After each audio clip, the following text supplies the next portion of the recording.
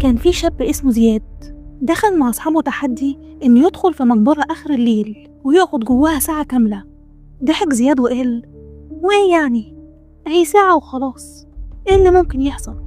ولما دخل المقبرة وقفل الباب وراه، الجو كان مرعب، كان كله ريحة تراب ورطوبة والدنيا كانت هادية.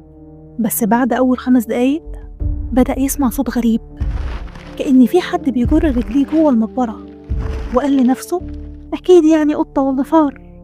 لكن الصوت بدأ يقرب أكتر، ومعاه صوت همهمة واطي، وكأن في حد بيقرأ كلام مش مفهوم. قلبه بدأ يدق بسرعة وقال بصوت عالي: مين هنا؟ لو حد بيهزر فبلاش، أنا مش ناقص. ومرة واحدة موبايله بدأ ينور ويطفي لحد ما انطفى خالص، والضلمة ملت المكان. وفجأة شاف نور خفيف جاي من طوبة متلخلخة في الحيطة.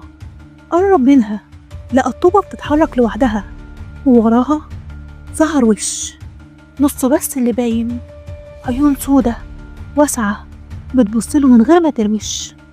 زياد اتجمد في مكانه وصرخ ونري على الباب وحاول يفتحه، لكن الباب كان مقفول وكأن حد بيزقه من بره.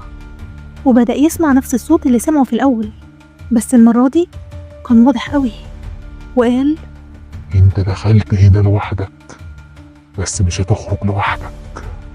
وفجأة ايد سودة طويلة طلعت وسحبته لجوه، وصوت صرخة زياد اتردد جوه المقبرة.